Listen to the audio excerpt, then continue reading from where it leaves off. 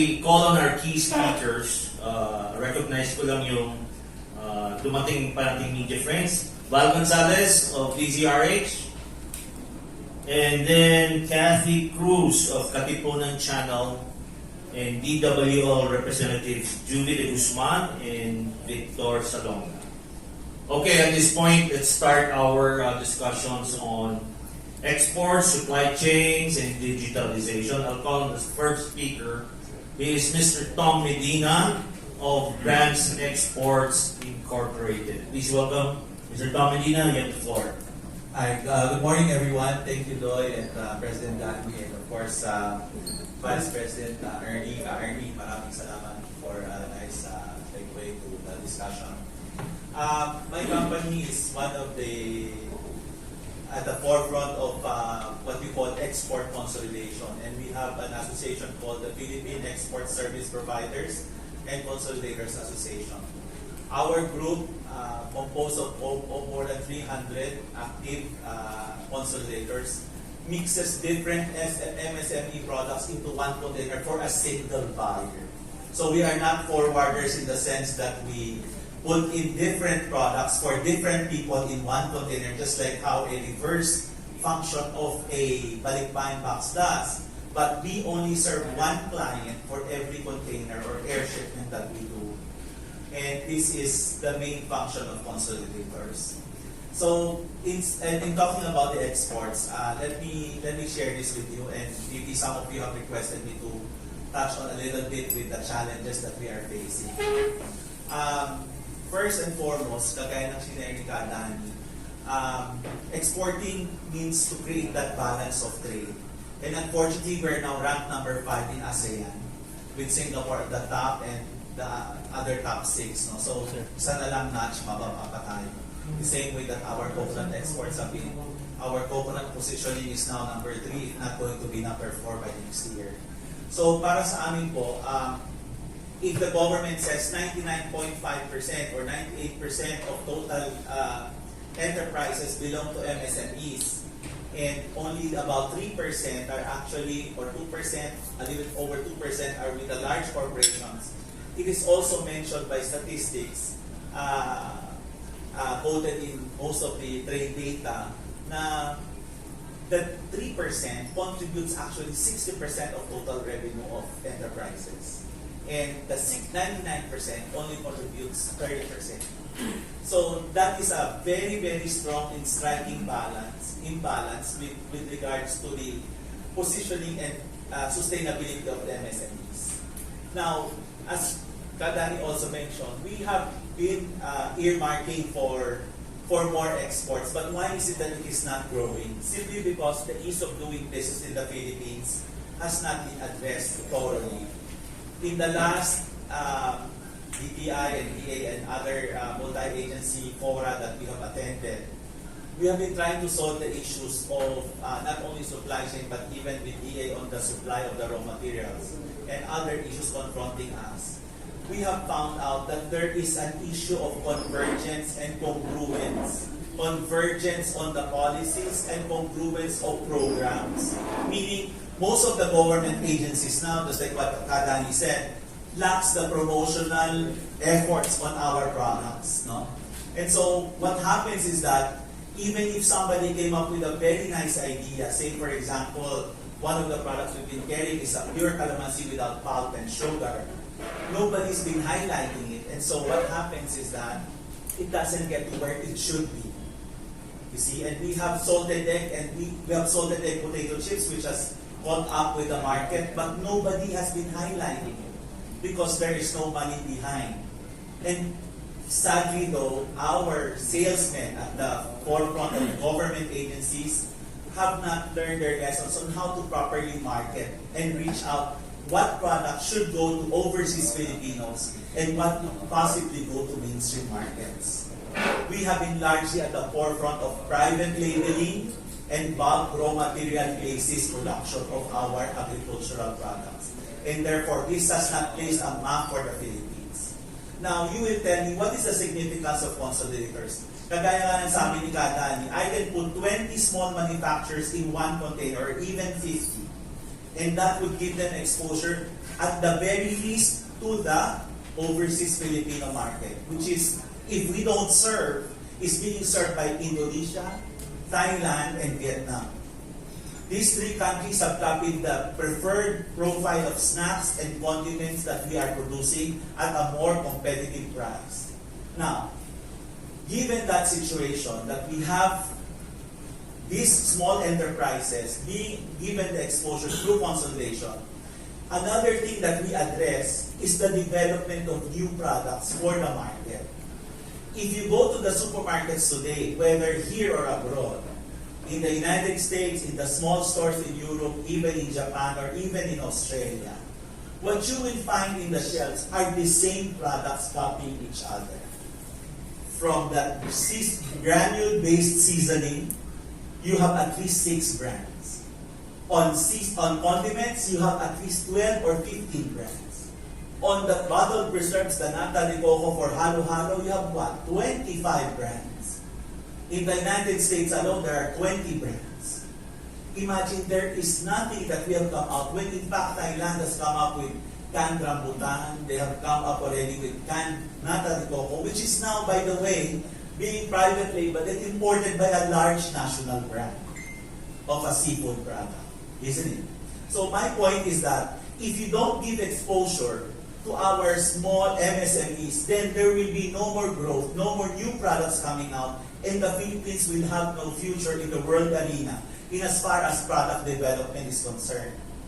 We will never draw up. The reason why we have not been able to export canned coconut milk, when in fact we don't consume as much, is because we have never been competitive in the cost of tin cans, because our importation of tin cans is only 1/10 that of Thailand. And so the main concern is not the cost of coconut, but the main cost of the cans itself, the packaging itself. We can produce good quality, and we're happy that some products have, or some companies have come up with that competitive edge. We are now serving some of the mainstream supermarkets. But when will we have that convergence and congruence for us to be able to tap our potential? We have, I tell you, one thing that sells very well in the export market is coconut chips produced in Thailand. We don't consume that much coconut, but we don't produce also that much coconut chips. Our coconut chips, flavored at that or seasoned, is only very small, but the production in Thailand goes in the hundreds of containers just for one major brand buyer in Europe and America. So why can't we, when in fact we as a people don't consume that much coconut? Because our MSMEs are limited to product exposure, to R&D, to product development. Look at our condiments. We have not also gone as far as going into the spicy side, when in fact, what is the lesson of Korea catching up with Japan? Korea learned to copy properly what Japan was doing very well in the 70s and the 80s. And therefore, you find the Koreans leading now in the 90s, 2000s up to today. It's the same with the film industry and the television industry, isn't it? So my point is, consolidation brings forth not only revenues, the dollars that we need, but we give employment. We guarantee that employment for a lot of people. We, as I mentioned, we are now roughly about $1.5 billion in total, and employ more than 200,000 workers directly, together with our casual workers. Not to mention the extension of the support services that we employ. So my point is, I would like to ask government to please create policies that will help and facilitate exports. One thing that is challenging us today is the value-added tax imposed by the CREATE law on indirect exports. So what happens is that since our peso has devaluated at about 20% vis-a-vis the dollar, and you added 12%, and the cost of imported inputs is about 70%, you will find the Philippine products at least 25% more expensive than its neighboring countries. So we cannot produce some products which we get at the same price level because we are imposed on this with these regulations. So there's no way for, and then the government says, anyway, create gives you a window for refund. Let me remind you that because we are in the thick of discussion with this during the pandemic in 2021 on the BIR revenue 2020, I think Memorandum Order 9/2021, they gave a window for refund. The problem is they threw at us a 10-page refund procedure. So if you have any issues, a love letter from the BIR, you cannot refund it. How can I convince my foreign buyer or my overseas Filipino buyer to say, pay back, and then I will try to refund you whenever and if ever at how much I can get? This hampers the total development of our export industry, especially the MSMEs. They really struggle because none of these brands, that's why you see a lot of small producers, be it snacks or condiments, specialty biscuits, candies, they could not compete. Why? Because of the raw material input. Sugar, as you might notice today, DA has already released the price at about 90 pesos. So it will come out about 95 pesos for the producers and for the retail market. So how much will our product cost when all of our products are sugar laden? Our packaging is not available. That's why, in comparison to our neighboring countries, all of our products from bagoong to preserves to coconut jam and what else is in that bottle, even peanuts and coconut sugar are using the same bottles. And therefore, no character for it to get to the mainstream market, which has a potential. If we export in bulk and become just an ingredient, we get less. If we export under private label, we get less. And a lot of products now, because of the challenges of the pandemic and the inflation and the geopolitical order now in the world, is bringing down to a commodity level of pricing for most of our high-value products. A year back, you can still sell coconut water at $1.10 per liter. Now, the major brands, which I will not mention, worldwide, are asking for 70 cents. Imagine what would be left to our producers who have invested a lot into certification, into production, into facilities, and what would be left to the old farmer. So, I enjoin you to join the Consolidators cause in reaching out to government to create programs not only on raw material supply, packaging, support for promotions, but as well as the imposition or the elimination of the imposition of 12% VAT on indirect exports. Because none of these small producers can go to the market if we will be charged at 12%. It is not going to my pocket, it is not going to the farmer's pocket, nor the producer's market, but it will create a price level which the market will not be able to accept anymore. And thus, in a matter of a few more months, with the challenge of the inflation and recession abroad, we will see a lot more MSMEs closing shop.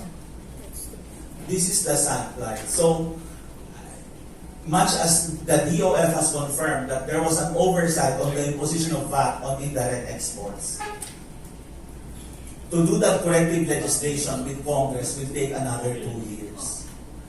And so the only avenue that the consolidators and the indirect exporters, from handicrafts to food to personal care, is if we will be included by the Board of the BOI, the Board of Investments, in its Strategic Investments Priority Plan for 2023, thus relegating the consolidators group and indirect exporters to become VAT-free upon purchase of these goods from the MSMEs.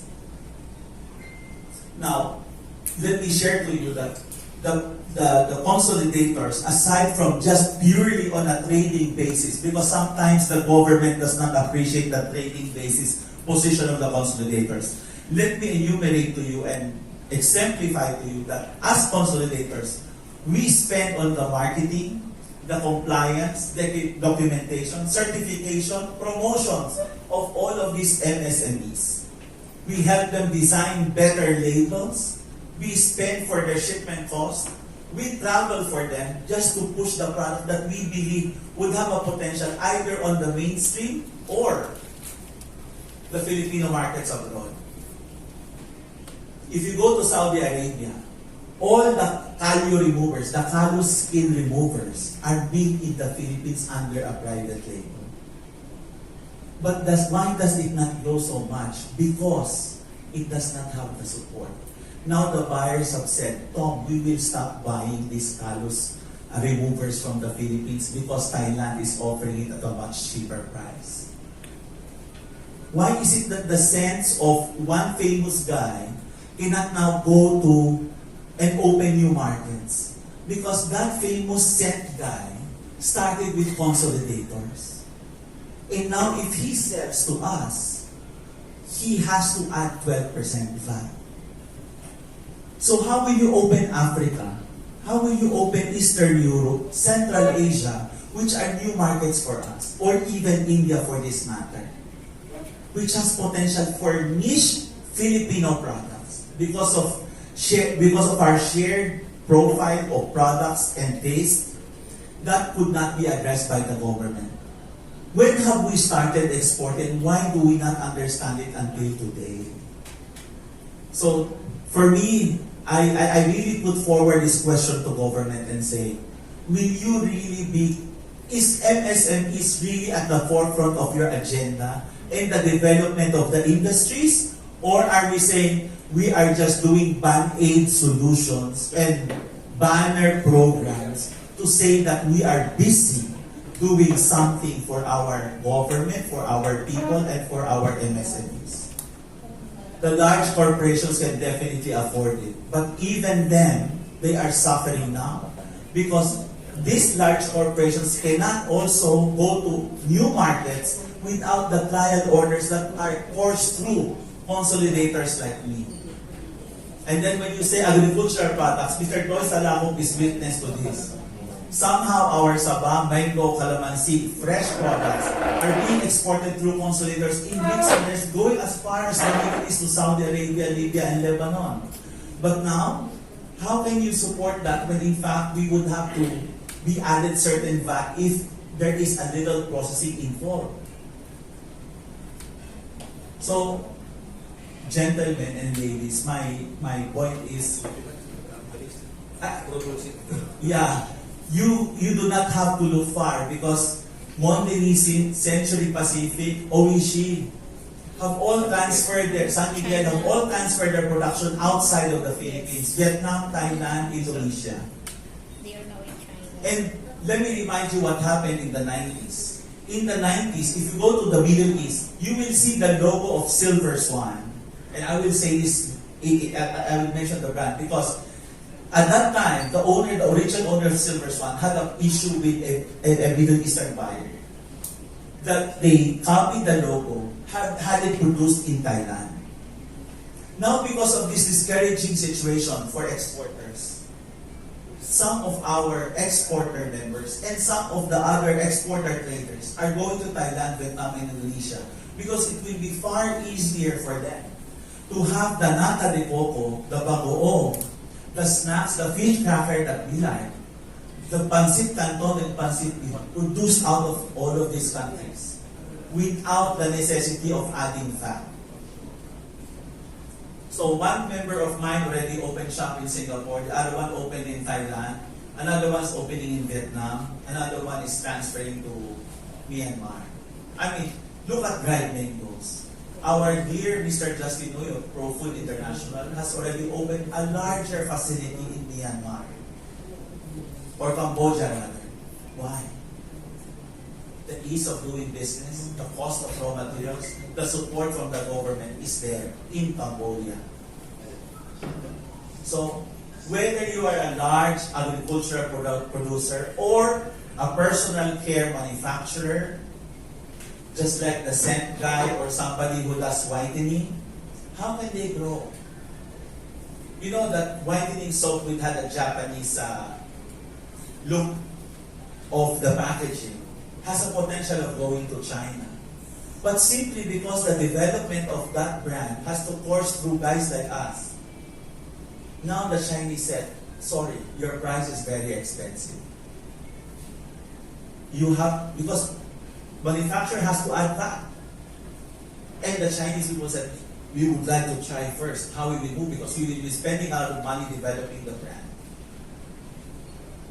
So, whether it is certification, whether it is compliance, we are all part of the whole mammoth of issues that are being considered for exports by the MSMEs and even the large multinationals.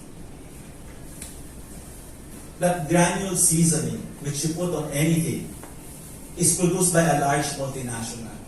And largely, that is produced out of where? Out of China, repacked in the Philippines. Now that granule is being produced directly by Vietnam and China on a similar look, being exported to the countries that we exported to.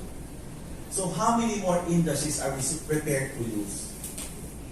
We lost the national brand of coffee of a multinational to an Indonesian company. We were one of the largest Natin cocoa producers in 93 and 94. But the bottled drink with flavor that you have is coming from Thailand. And we are importing 400 something containers a month.